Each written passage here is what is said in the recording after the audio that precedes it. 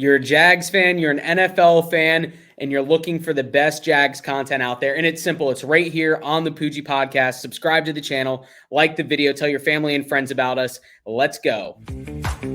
What is he doing? Nah, bro, I think he's legit. You just can't do that in that situation. Nah, you couldn't be more wrong. Yeah, I could agree with that. This is the Poojie Podcast. What is going on, Pooj crew? Thank you for being here for episode 149 of the Poojie Podcast. Going to recap the Jaguars versus Titans Week 18 matchup, look ahead to the wild card weekend Jaguars versus Chargers, and look elsewhere in the NFL with some other wild card weekend matchups. But I want to welcome in Kyle for another episode of the podcast. Appreciate you being here, man. Of course. Happy to be here. Playoff weekend in Jacksonville. Very excited to discuss it.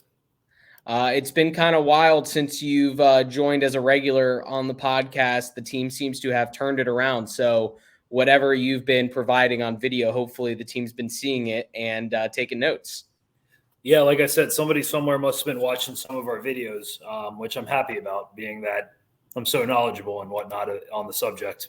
I know. It's obvious how knowledgeable you are with so much that you talk. A special teams guy. You're a big special teams guy. Love special teams. And Riley Patterson has turned it on since he's watched you talk about him. So, and Jamal Agnew too. We'll get to Jamal Agnew as well, but he's a big piece in the puzzle. But the Jaguars versus the Titans. Jaguars with a late come from behind victory to win 20-16 over the Titans to clinch the AFC South first time in 5 years. Only the second AFC South title this team has under its belt in, I guess, over 20, right around 20 years since the AFC South became a division. So a big monumental victory for the Jaguars. So much excitement around this team, so much buzz around this city. But Kyle, what are your thoughts coming out of that game? Very excited. Obviously an ugly game, a game that, sometimes the ball's got to bounce your way, quite literally in this sense. Awesome play to end the game on Saturday. Little disappointed that we couldn't move the ball on offense a little more. Only 13 offensive points. Granted, Titans have one of the best rush defenses. That was obvious. ETN never really got going. Only 13 first downs throughout the game. That's never a good sign. We're not moving the ball. Just a lot of kicking the ball back to the opponent and then the opponent kicking the ball back to us until somebody eventually wins the game. Huge defensive play at the end, as mentioned. Stadium looked awesome. Yeah, it was definitely an exciting atmosphere down there. Was just unbelievable for the city to be able to get that moment in the spotlight with the fireworks and the excitement around, even the pregame performance all the way from pregame through the game with the national anthem was exciting. But the game went exactly how I thought it was going to go from the standpoint of the Titans not putting up a lot of numbers, a lot of stats. Josh Dobbs just managing the game. Derrick Henry doing what he does. I think he ran it. Let me see here. Derrick Henry 30 times on the ground. 30 times on the ground, and it was evident what their game plan was from the very beginning. And watching it on TV was unbelievable because it was a really cool opportunity to see the stadium packed with so many Jags fans, over 70,000 Jags fans in that stadium. And you could tell that it affected the game even through the TV, watching it and hearing how loud it was through the TV and that fumble recovery, hearing the whole crowd in sync through the speakers with the excitement and the cheering. It really did kind of show me what this city can become if the football team continues to perform well. And people want to talk about the Jags not having a lot of support, the Jags not having a strong fan base. We might be a small fan base, but we are a strong fan base, and we are a vocal fan base, which I think is important. So definitely very exciting. Was a bummer to see the Jags offense not do too much, especially through the air. Do you think there were any in-game jitters or anxiety from Trevor Lawrence, first primetime game really in the NFL as far as a meaningful game? We did have the Thursday night game a few weeks ago, which was pretty simple for him, but anything on that front? No, I wouldn't say jitters. I think it was more so the Titans coming ready to play. We discussed it last week, but it was a playoff game for them, just like us. So I think they came ready to play and knew what was at stake. That fumble on the trick play. Doug Peterson loves the trick plays. I get it. You're a genius if it works out. But that was another early first quarter fumble, right? That was the first quarter. That was our first drive. It was towards the end of the first quarter. I don't think it was the first drive. It was in the first half, though. There was 2 long first drives to start the game, I know. It was right at the beginning of the second quarter. Okay, so I think it was our second drive. On a 7-minute, it was a 7-minute drive, 11 plays, 41 yards, 7 minutes, ended in a fumble. Yep. So there was a lot of there was a couple long drives in this game, and that's going to cause for a low-scoring game. Good defenses, offense not moving the ball, but yeah, that you just can't have that. Okay, yeah. So the Titans had a 10-minute drive, and then we had a 7-minute drive right after that and fumbled. Mm-hmm. So take a lot of time off, and then you just give the ball right to them. We got to tighten that up. We can't have that in the playoffs. And you talked about the Jaguars only getting 13 first downs. They had only 8 drives, the Jaguars did. So you talk about the time of possession. I mean, the Titans dominated this game from that standpoint.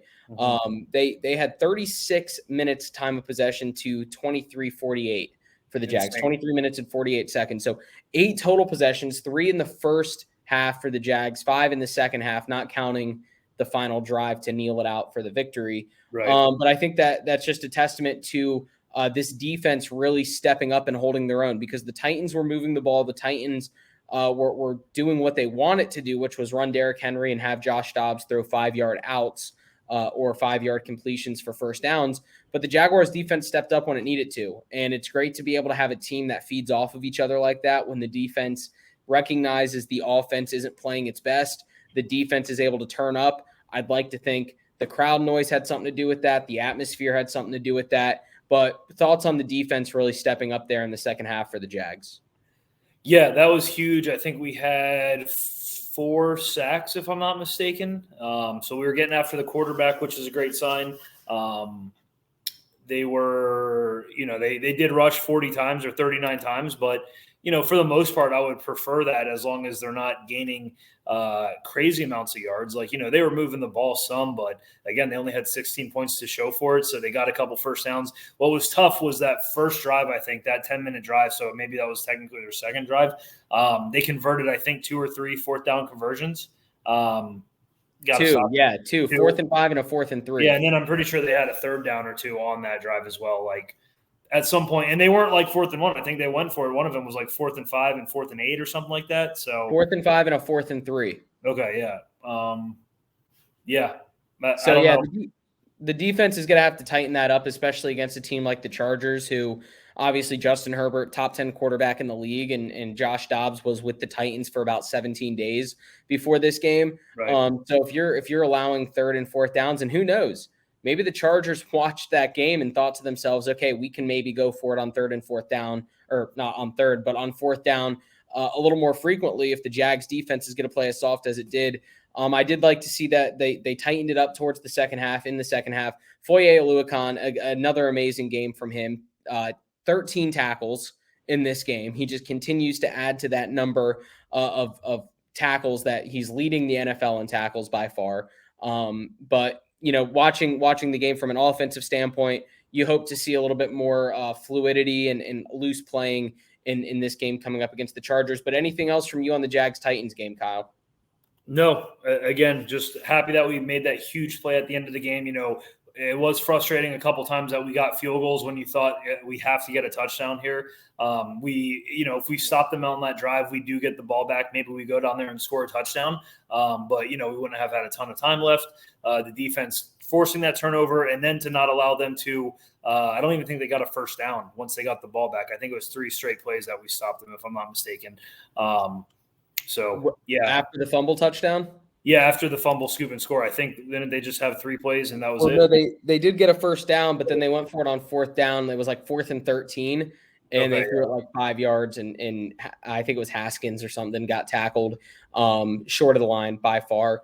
What I will say is, coming out of halftime, it was 13-7 going into halftime, and the Jaguars got the ball coming out of halftime, and it really felt like that was an opportunity for the Jaguars to kind of swing the momentum, and it looked like they would. 12 plays, 64 yards, 5 minutes off the clock coming out of halftime. That was the drive where Trevor Lawrence missed Zay Jones in the back of the end zone for a touchdown. Would have made it 14-13. At that point, I think this game flips on its head and the floodgates open. He misses that pass. We settle for a field goal to make it 13-10. And after that, the Titans get one field goal, and then the Jaguars score 10 unanswered points to win it. I'd like to think that Trevor Lawrence connects on that pass the next 50 times he throws it to Zay Jones. But, I think that the jitters and whatever happened on that pass, kind of obviously a bummer to see him overthrow that, because I really think the game would have turned upside down had he connected to make it 14-13. Was it overthrown or underthrown? It was way overthrown. Overthrown. Oh, okay. I got you. I'm looking up here. That was the one drive that I think I missed. That's after the wedding when we were going to the bar. We did watch it at the bar afterward, and I had it on my phone. It was the first drive coming out of halftime. Yeah, I got you. So it could have changed everything, but anyways, obviously there's stuff to tighten up. The team did look good. The defense has played great the last 3 weeks, only allowing 22 total points in 3 games in the NFL. That's right around 1.8 points per quarter. If you want to break it down like that, which is pretty impressive. 22 points in the last 12 quarters of football for the Jaguars. Shout out Josh Allen scooping and scoring, but shout out Rayshon Jenkins making a huge play against the Cowboys for us to win it a few weeks ago to really keep these playoff hopes intact. Mm-hmm. And then shout out to him again this week, causing the fumble. And hey, I hate doing this, but shout out the NFL refs not blowing the damn whistle and allowing the play to play out. Because I was worried at first that it was going to be ruled incomplete. Like, that, when I saw it live, I was like, okay, they let it play out, but I think that's going to get overturned. But sure enough, on the replay, the ball was coming out as he was getting hit, or before his arm was going forward. So I agree. I think plays like that you should let it run out and then reverse it if need to, since you can at least see how the play ends. Just like with touchdowns, call it a touchdown, review it if you have to. Call it a turnover, review it if you have to. And they say, oh, well, we call it dead because we don't want people getting hurt on the play. And it's like, all right, let's be real. You're affecting the game that much, and players are still getting hurt on every other play of the game. Like, it's not like you blowing the whistle makes a difference. Yeah, if that was the case, then offsides would be a dead ball foul, and they wouldn't play out an offsides. That's true. Well, that was a 3rd and 6, the forced fumble. So it would have been a 4th and 6. We would have gotten the ball back anyway. So who knows what would have happened there. But really awesome. Was fun to watch that game and see it play out. But let's get ahead to the Jaguars Chargers. Again, fans out there listening, thank you for being here on the Poojie Podcast, episode 149. Talking about the Jags Chargers here, wild card weekend. But subscribe to the channel and like the video. Kyle, Jags Chargers. This was a game early in the season we penciled in as a loss in most people's eyes, going all the way to LA, playing on the West Coast. Jags don't play well on the West Coast. And then the Jags showed up, and the Jags dominated, I think, 38-10 in that game? I believe so. Yeah, week 3 was it? So Jaguars dominated that game from start to finish. It, come the second quarter. But what are your thoughts on this Jags-Chargers matchup, wild card weekend? Yeah, I certainly don't think that we need to be thinking just because we beat them earlier this year means that we, can beat them again or that we should beat them again, because that was a completely different team than what we're going to see on Saturday. And I'm sure the coaching staff is telling them that. Honestly, they probably don't even need to watch any film from that game. They should be watching film with games that had Keenan Allen, Mike Williams, Khalil Mack, Joey Bosa, because I don't think any of them were playing. And I know that Justin Herbert was also not playing. I don't know if Derwin James was playing or not. With that said, I think we can win. I think it's going to be a good game, and we certainly deserve to be there. I'm just saying they're going to have a lot more weapons. Their season has turned around since the first, 4 to 6 weeks. I know they were kind of around 500. They weren't really meeting expectations. They certainly turned it around and have one of the most powerful offenses in the league as far as, yards and passing is concerned. Yeah, they've definitely turned things around, and had they beat the Broncos week 18, they would be coming into this game on a 5-game win streak as well. They did lose to the Broncos 31-28, kind of a meaningless game, because with the Ravens losing, it secured that the Chargers would be guaranteed the 5th seed. So no real reason to play that one out. But they are 4-1 in their last 5. But Kyle, trivia question for you here. The Chargers are, 11-6, 12-5? This season? Oh, they're 10-7. Excuse me, 10-7. Yeah. Sorry, 10-7. How many victories do they have against teams over 500? I would probably say like 1, 2. They play in the AFC West. Raiders, they played twice. Broncos, they played twice. Chiefs, they played. Exactly one. Their only win was 23-17 over the Dolphins. So Okay, 9 wow. of their victories came against teams below 500. You're looking at teams like the Raiders, who turned things around okay, 2 points over the Browns early in the season. But later in the season, you had a 3-point win over the Titans, 17 points over the Colts, 21 points over the Rams. You had a 1-point win over the Cardinals and a 3-point win over the Falcons. So later in the season, obviously put some wins together to make this playoff push. But they haven't been too convincing, and they haven't been winning games the way we expect them to win with the offensive firepower that they have. How can you see the Jaguars being successful in this one against the Chargers with all the healthy players that they have coming back and Justin Herbert not having a rib injury like he did back in week 3? Yeah, I mean, I think we got to – so they don't run the ball too much. The Chargers are not a running team. I think they have – they're like 28th in – or excuse me, they're in I'm sorry. No, you're good. They don't run the ball a lot. I think they were like near the bottom for rushing yards per game, and which means they're just going to throw it. So we need to focus on the secondary. That has been a weak spot for us this year. I think Mike Williams. I don't think he practiced today either. So we'll see tomorrow and Friday if he practices. He got hurt in the last game. Kind of silly. Brandon Staley, I think's his name. Yeah, Brandon Staley. I get wanting to get the reps, but Mike Williams did go out on a stretcher, I believe. So, hopefully he's okay. He's a fun player, but, he's a big part of that offense, deep threat downfield.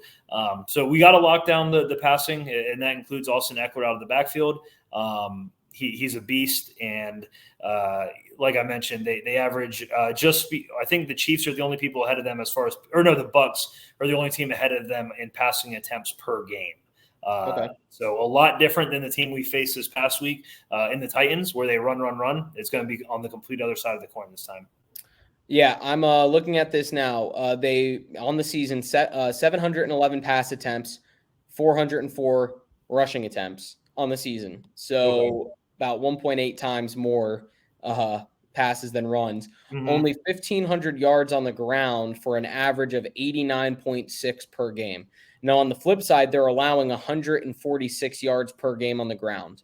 So there's obviously room for the Jaguars with Travis Etienne and JaMychal Hasty to kind of get moving on the ground, maybe kill some of that time of possession, extend some drives, keep the Chargers off the field, and run the ball. We've seen them have success with that in the past, and this might be the best matchup for it. And you're coming off a game against the Titans, one of the best rushing defenses in the league. Now you're going up against a team, one of the worst rushing defenses in the league. You got to be ready to take advantage of it. On the flip side, teams are only passing for 3,400 yards against this team through the air. Opponents are. Mm-hmm. So that's an average of 200 yards per game that they're allowing through the air. Yeah. And I think that's a testament to Joey Bosa getting after the quarterback, Khalil Mack getting after the quarterback, and then Derwin James, of course. So if you're a Jags fan, you watched last week, you're going to be watching this week. I think you got to expect to see an exact opposite game plan that the Jaguars are going to unroll for this wild card weekend matchup. Yeah. Kyle, what else do you have on this game, though, as far as the defensive side of the ball, trying to stop Austin Eckler and Mike Williams and Keenan Allen? Is that pretty much something to be worried about? Yeah, and real quick, though, just to piggyback on ETN only had 7 carries last week. That's crazy. And how many yards did he have? 17. So, I mean, it's definitely got to be different this week, I would say. But, yeah, to answer your question, it could be something to be worried about just because Herbert can throw the ball downfield. And he's not really a runner, but he's got a good pocket awareness. He can run for a first down. He can throw on the run as well. So certainly something to be worried about. I'm trying to think if I would rather them be a passing offense or a running offense. And honestly, I'd rather them be a running offense just because I feel like it's probably easier, to stop the running back at some point than a guy that's getting out and just throwing it everywhere. So, but with that said, I mean, it's all about preparation, how you prepare. If our front seven can get after him, put some pressure on him and make some bad throws, there's no reason that we can't stay in this game and win this game. Yeah, I don't think there's anything on paper or anything I've seen that tells me this is an unwinnable game, if you will. Obviously, we did beat them earlier in the season, like we mentioned. It's a completely different Chargers team now. This is going to be a more rested, healthy Chargers team than we saw back then. But what I will say is it's tough to beat the same team twice in a year. That's why beating the Titans twice this year was pretty impressive for us.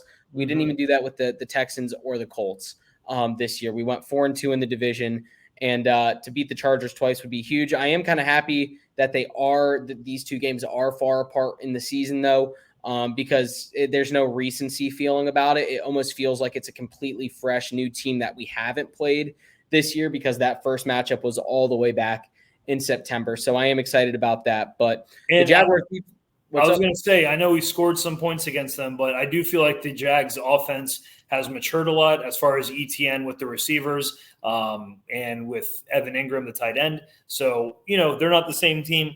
We might have most of the same players and everything still playing, but I feel like we've also matured and progressed this season since the third game of the season. Yeah, no, the team's definitely gotten better, and you got to wonder how losing Cam Robinson a few weeks ago is going to affect the offensive line. Luckily, we've had a few weeks for Walker Little to get rested, and then we lost Dewan Smoot obviously a few weeks ago as well, and he was a big part of the entire first half of the season. But it's going to come down to Roy Robertson Harris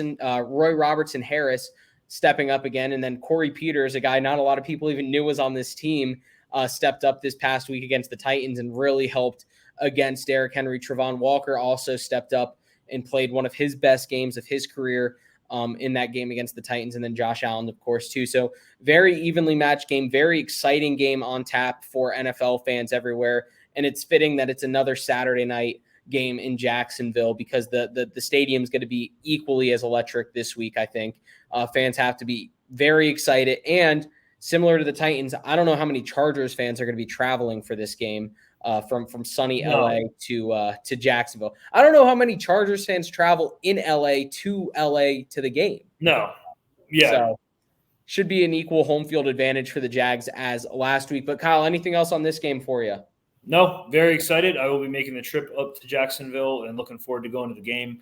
Going to be football weather. I feel like we're probably more equipped for the cold weather. I don't know how much weather really affects these guys when they love talking about it. And it's not like it's going to be that cold, but it's going to be low 40s, high 30s potentially. Yep. Which is cold. Obviously, it's not freezing. There's not going to be snow, but I feel like if anything, it'll hurt them and not us. Yeah, that's a very accurate statement, I think, because last time the Jags played a wild card game, it was against the Buffalo Bills, and it was in the 30s. And it just seems like the second football happens in Jacksonville in January, it wants to get freezing cold, and unlike the rest of the year. Bills are a little more equipped for the cold weather, though, I'll say. So. Yeah, and we still beat them. So exactly. Look at that. But you were destined to see some pictures of some of the players shirtless on field, and everyone tweeting out like, "Oh, look at these guys! They're so ready for this weather," or whatever. All that cliche stuff. I will say, did you see the stat about rookie quarterback jumps from first to second year as far as passer rating goes? I don't think so. So Trevor Lawrence jumped up, I think, 22.1 points in passer rating from year 1 to year 2. And that's the second all time. Do you know who he is behind? Peyton Manning? No, he is in the top 5, though. I was going to say. He's only behind Terry Bradshaw. Okay. Would have never gotten that. But he's up there with Joe Burrow. I think it was Joe Burrow, John Elway, Peyton Manning, and Terry Bradshaw all in the top 5. And Trevor Lawrence is second on that list. So he's matured just from year 1 to year 2. But let's move forward, talk about the rest of the NFL. Fans, thanks for being here. Subscribe, like the video. Rest of the NFL wildcard weekend. We can really, if we wanted to, just go through this thing from Saturday all the way through Monday night. So, Kyle, Seahawks, Niners, 4:30 on Saturday. Brock Purdy has this 49ers machine rolling in the right direction. The Seahawks barely squeak in at the hands of a Packers loss and a Lions victory. Thoughts on this game? Anything to be excited about, or is this a 49ers steamrolling of the Seahawks? Yeah, I mean, I'm excited for Geno. He was like, the Seahawks were left for dead. I think they had the lowest prop bet for win total to start the season. Russell Wilson was supposed to make Broncos a legit Super Bowl contender, or at least a playoff run possibility. So good for Geno Smith. I do think it ends here, though. Just too much defense coming out of the 49ers. Christian McCaffrey on offense, Kyle Shanahan really drawing up the plays. Definitely, I think the Niners win by 2 touchdowns. Yeah, I feel bad for the Seahawks over the last month or so because they did limp into the playoffs, but they have not been playing their best football over the last month or so. Let me actually pull this up real quick because I do want to look at their last few games because it hasn't been pretty. The wins that they've had have been by about 3 points or so. Mm-hmm. And there was a stretch of the season where they were, looking like a decent team. And, Geno Smith was passing over like 72%. They beat the Rams in overtime by 3, a 2-touchdown victory over the Jets. And then other than that, they're 2-3 in their last 5, 3-3 in their last 6, 3-5 in their last 8. So pretty much dating back to playing the Bucs in Germany. They're 3-5. They barely limped into the playoffs, but I think the Niners win this one pretty handedly. And if I had to put a number on it, I'm going to go Niners 34, and I'm going to go Seahawks 13. You want to put a number on it or no? Yeah, I'll go 28-17. All right, 28-17 for the Niners there. Next game, we'll skip the Chargers-Jags. Well, let's do score prediction real quick, Chargers-Jags. I was going to say we forgot to do that at the end, so we can knock that out now. Yeah, Chargers-Jags score prediction for you.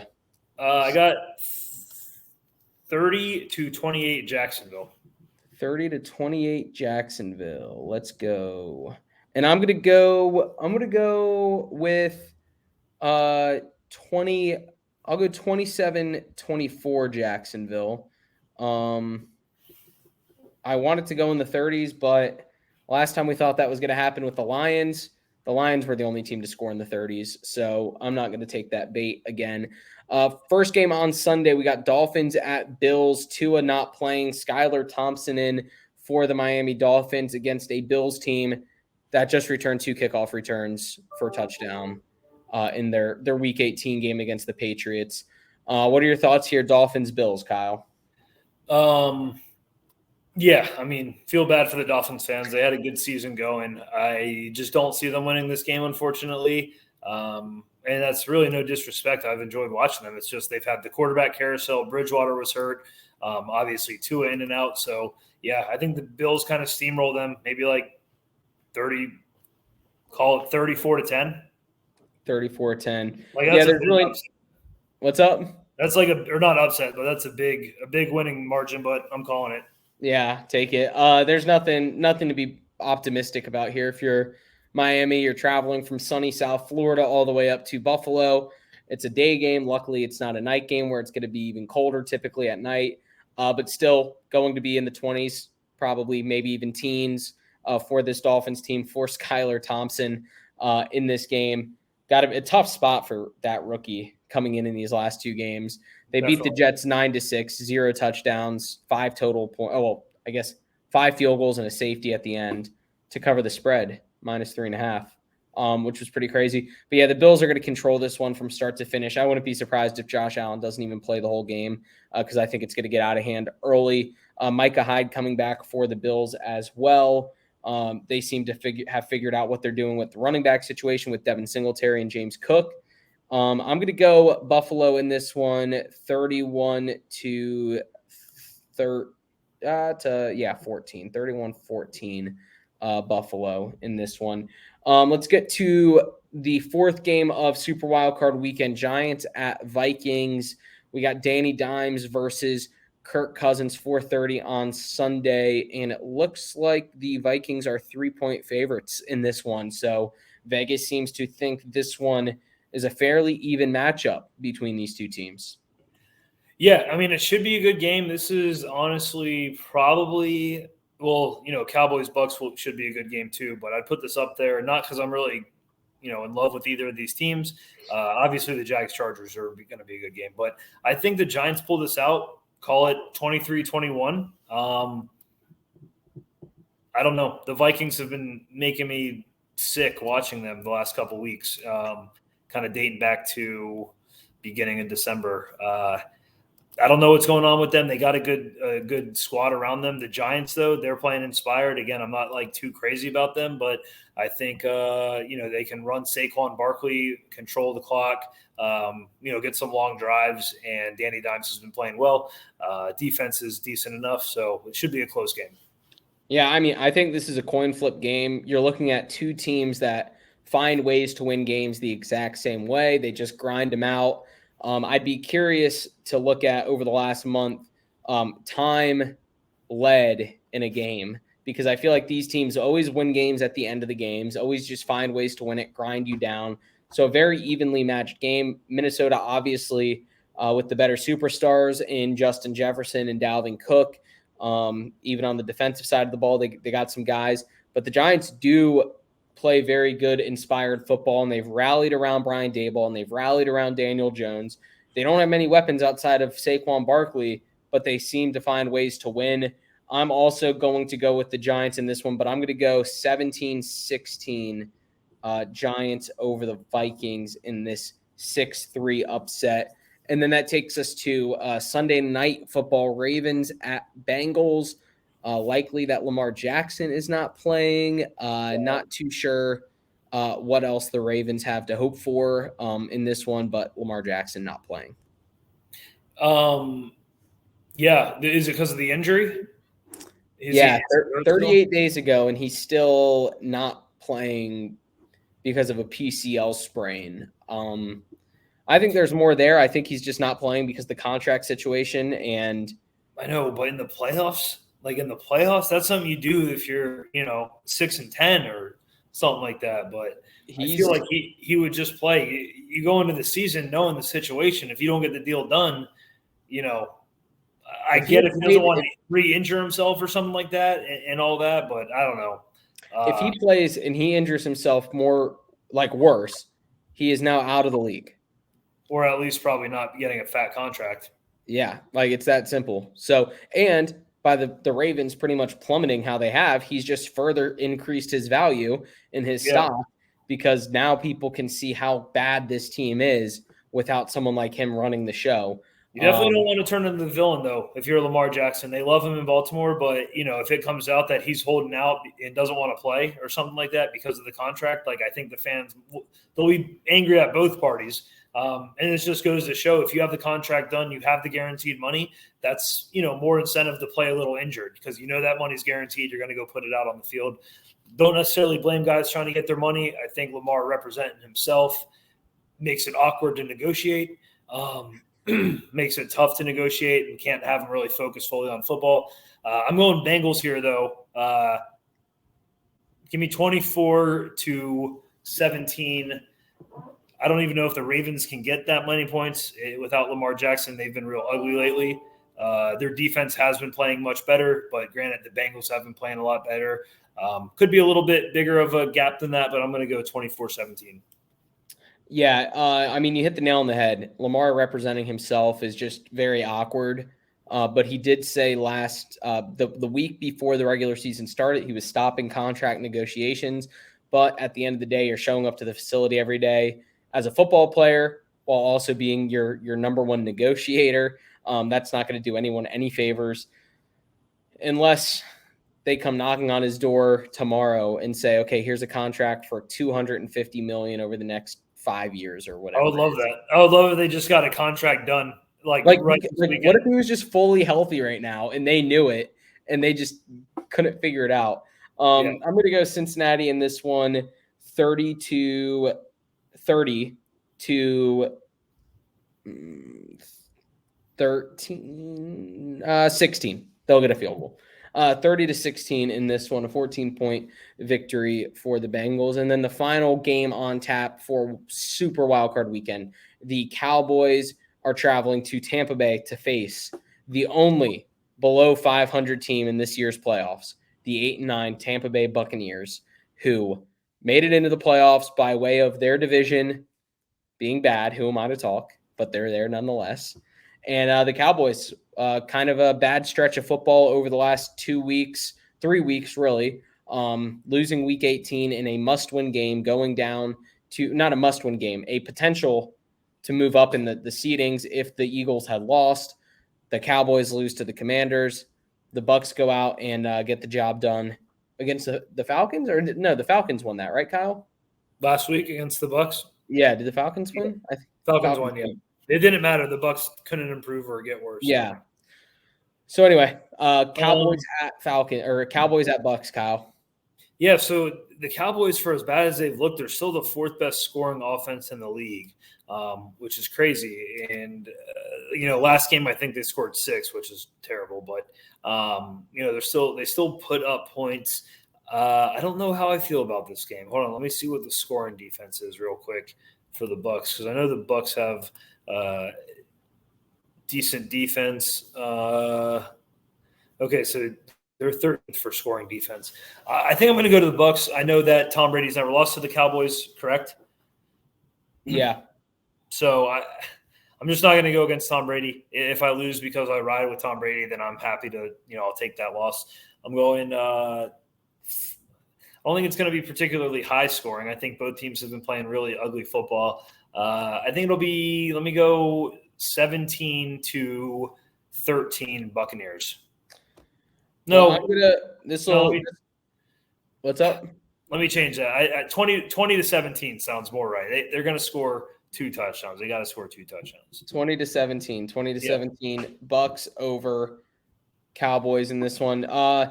This will be, I see. My heart wants the Bucs. My head is telling me the Cowboys, just because it is hard to bet against Brady, especially in the playoffs. So with that being said, I am going to go Tampa Bay as well, but I'm going to go in a close one here. I'm going to go 21-20, maybe a last-second touchdown from Tom Brady to win this game. We've seen him do it before. We'll see him do it again, potentially. So yeah, I like that. We'll see where that leaves us. It looks like we would then have the Giants playing the Eagles with the Niners playing the Bucs in the second round. And then we would have the Jags playing the Chiefs in Arrowhead with the Bengals traveling to Buffalo to play in the AFC divisional round of the playoffs there. So trivia question for you, Kyle. One was all 6 of these matchups this wildcard weekend, what do they all have in common?